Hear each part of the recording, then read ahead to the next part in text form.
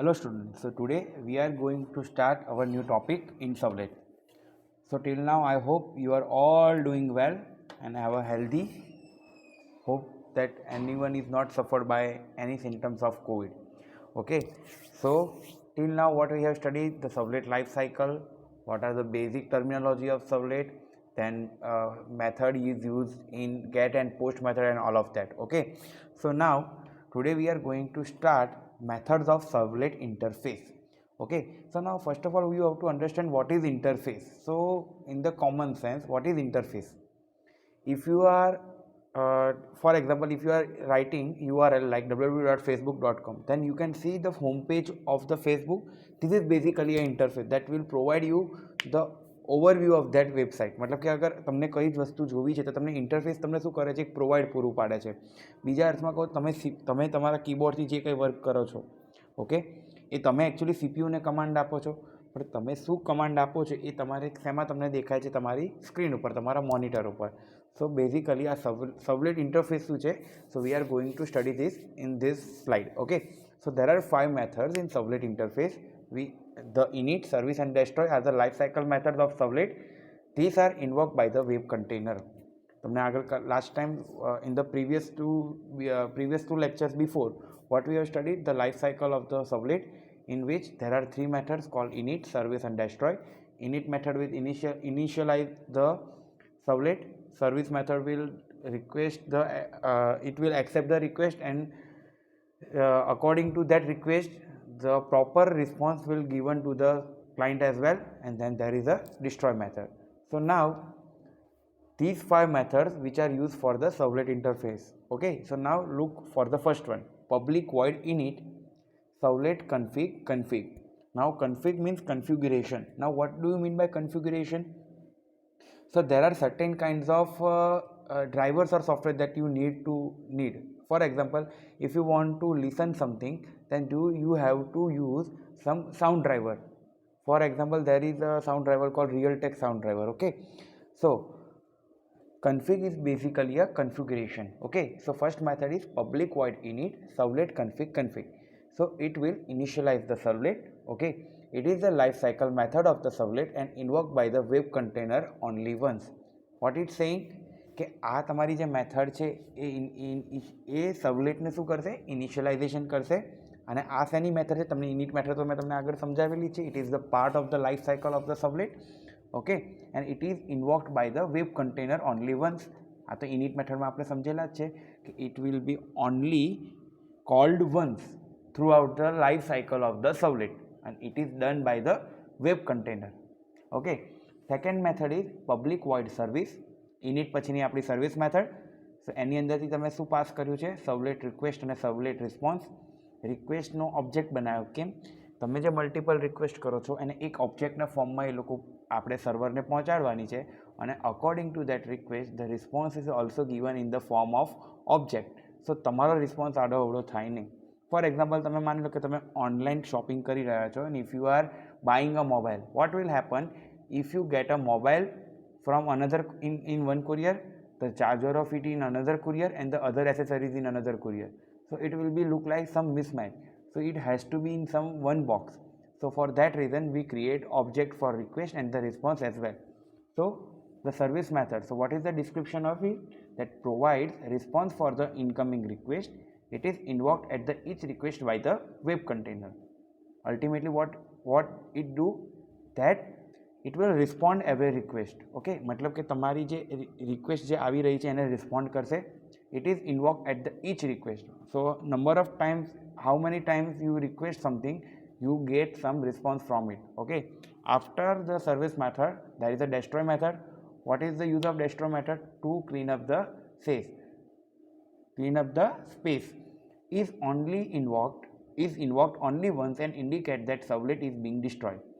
What it will indicate? It indicates that the servlet is being destroyed. मतलब कि हमारा use पती गयो, then I have to destroy that thing. Okay, then public servlet config get servlet config. So it will return the object of servlet config. Okay, then public string get servlet info. આ તમને કદાચ મેં કાલે જે તમને લેક્ચરમાં હતું તમે એક વસ્તુ આ ચેક કરી હતી. સો નંબર ઓફ પેરામીટર્સ છે એ મારે સબલેટમાં મેં કઈ કઈ આર્ગ્યુમેન્ટ પાસ કરી છે ધેટ વિલ બી મને ક્યાંથી મળશે ગેટ સબલેટ ઇન્ફો, મતલબ કે સબલેટની ઇન્ફોર્મેશનમાંથી બધી મને વસ્તુ મળશે. So what is the meaning of it? That it will returns information about servlet such as writer, copyright and version etcetera. મતલબ કે તમે તમારી બુક સપોઝ કોઈ વસ્તુની તમે રીડિંગ કરી રહ્યા છો તમારી હાર્ડ કોપીમાં, સો ધેર આર પર્ટિક્યુલર એનો કોઈ રાઇટર હોય છે, બરાબર, પછી એનું પબ્લિકેશન હાઉસ હોય છે. એ પબ્લિકેશન હાઉસે શું કર્યું હોય છે? એ પબ્લિકેશન હાઉસે એનો કોપીરાઇટ લીધેલો હોય છે. બટ ઓલ્સો તમે એનું વર્ઝન ચેક કરો છો. ફોર એક્ઝામ્પલ તમારી બુક હોય એ ફર્સ્ટ ઓફ ઓલ 2018-19 એડિશનની હોય, પછી 1920ની હોય, 2021ની હોય, તો it is about version. Okay, so now we will discuss about the servlet config interface. Okay, interface તમને બેઝિક ખબર પડી ગઈ. Now we will deep forward into the servlet config interface. So an object of servlet config is created by the web container for each servlet. એનો મતલબ શું થયો? દરેક servlet માટે સર્વલેટ કન્ફિગ એ ક્રિએટ થશે અને it will be created by the web container. એ web container એને ક્રિએટ કરશે. દરેક સર્વલેટ માટે શું ક્રિએટ કરશે? Servlet configuration. એનો મતલબ શું થયો? મારે સાઉન્ડ જોઈએ છે તો સાઉન્ડ માટેના કન્ફિગ્યુરેશનના ડ્રાઈવર્સ જોઈશે, ડિસ્પ્લે માટેના જોઈશે તો ડિસ્પ્લેના કન્ફિગ્યુરેશન માટેના ડ્રાઈવર્સ જોશે. સો મારો માની લો કે તો મારા ઈચ સર્વલેટ માટે શું કરશે? વેબ કન્ટેનર એક સર્વલેટ કન્ફિગનું ઓબ્જેક્ટ ક્રિએટ કરશે. This object can be use to get configuration information from web.xml file. Okay, so આ ઓબ્જેક્ટનો યુઝ શેના માટે થાય છે? કન્ફિગ્યુરેશનની ઇન્ફોર્મેશન માટે યુઝ થાય છે આ ઓબ્જેક્ટનો.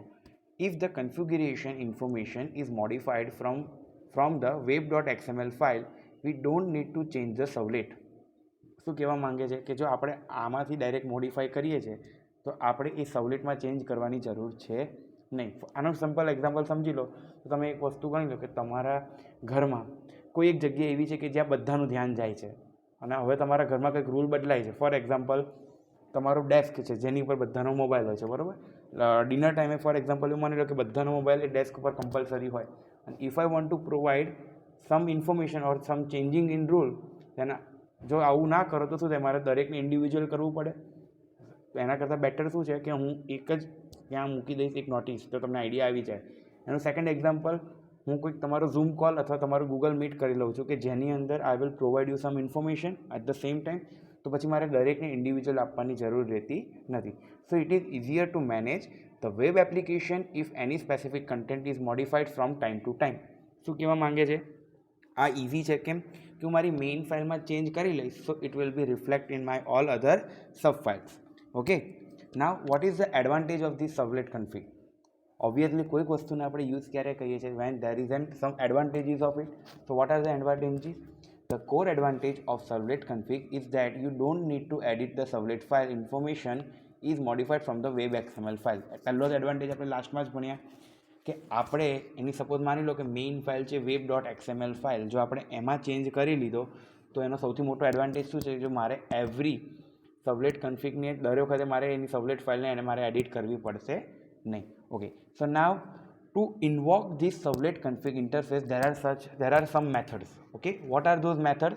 We will understand this. Okay, so first method is public string get init parameter, અને એમાંથી આર્ગ્યુમેન્ટ કઈ પાસ કરવાની? String name.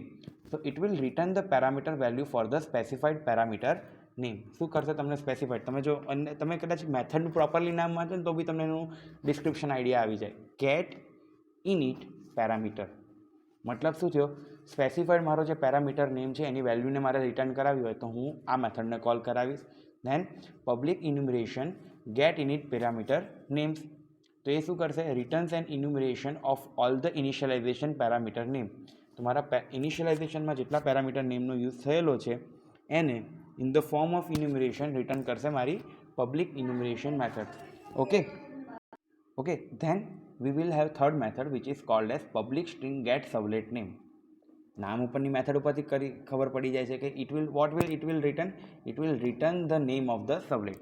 Okay, then the last method is public servlet contact get servlet contact. મારે servlet કન્ટેક્ટની અંદર જે વસ્તુ છે એને રિટર્ન કરાવી હોય in the form of object તો હું આ મેથડનો યુઝ કરીશ. ધેર આર સચ આના કરતાં પણ બીજા વધારાની પણ મેથડ હોય છે, but these are the main methods which we are mostly use throughout my servlet. જ્યારે હું સબલેટનો યુઝ કરું છું ત્યારે મોસ્ટ પ્રોબેબલી સબલેટ કન્ફિગનો યુઝ કરું છું ત્યારે મોસ્ટ પ્રોબેબલી મારી આ 4 મેથડનો યુઝ થાય છે. If you have any kind of reference book, then you can find number of more methods in it also. Okay, so now servlet config ભણી લીધું. Now what is servlet context interface. હવે તમને અત્યારે એમ થશે કે sir આ શું ભણાવી રહ્યા છે, but when we discuss about the difference between servlet config and servlet context interface, you will understand it properly, which we will discuss in the last slide of this lecture.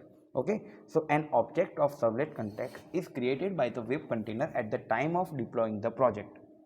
Clear? શું કે જ્યારે પ્રોજેક્ટને હું deploy કરું છું ત્યારે સર્વલેટ context કોણ create કરે છે? મારું web container. This object can be used to get configuration information from web.xml file. આ ઓબ્જેક્ટનો યુઝ શેના માટે થઈ રહ્યો છે? તમારી કન્ફિગ્યુરેશનની ઇન્ફોર્મેશન છે એને મેળવવા માટે. There is only one servlet context object per web application. હવે ત્યાં શું હતું? મારા એવરી સર્વલેટ માટે સર્વલેટ કન્ફિગ હતું, જ્યાં અહીંયા પૂરી કી પૂરી મારી વેબ એપ્લિકેશન માટે શું હશે? મારો એક જ સર્વલેટ કન્ટેક્સ્ટનો ઓબ્જેક્ટ હશે. સો આમ જોવા જઈએ તો મારે હવે શું થયું કે મારે આ એક જ ઓબ્જેક્ટ સાથે ડીલ કરવાનું. સો if there is a web page which having multiple servlet, હવે જો તમે એમાં સર્વલેટ કન્ફિગવાળી મેથડ યુઝ કરો છો, ઇન્ટરફેસનો યુઝ કરો છો, તો what will happen? You have to deal with each and every object of servlet config. Okay, કારણ કે એવરી સર્વલેટ કન્ફિગનો ઓબ્જેક્ટ અલગ અલગ હોય છે. While for the servlet config interface પૂરી કી પૂરી વેબ એપ્લિકેશન માટે મારો એક જ ઓબ્જેક્ટ હશે. કોનો? સર્વલેટ કન્ટેક્સ્ટનો. If any information is shared to many servlet, it is better to provide it from the web.xml file using the context param element. શું કહેવા માંગે છે કે મારી એક જ ઇન્ફોર્મેશન મારે મલ્ટિપલ સર્વલેટ્સને આપી છે. મારી એક જ ઇન્ફોર્મેશન મલ્ટિપલ સર્વલેટને આપી છે, તો હું શું કરીશ? એને મેઇન ફાઇલમાંથી જ એને હું આન્સર આપી દઈશ. ફોર એક્ઝામ્પલ, તમારા પ્રિન્સિપાલને તમને કોઈક ન્યૂઝ આપવા છે, બરાબર? હવે દેર ઇઝ અ પોસિબિલિટી કે પ્રિન્સિપાલ તમને ડાયરેક્ટ ન્યૂઝ આપી દે. બીજી પોસિબિલિટી એવી છે કે પ્રિન્સિપાલ એમના અંડરમાં જે પર્ટિક્યુલર ડિપાર્ટમેન્ટના ફેકલ્ટી છે એમને જાણ કરશે અને એ ડિપાર્ટમેન્ટના ફેકલ્ટી તમને જાણ કરશે. તો ઘણી વખત કેવું થાય? There is sum communication error as well.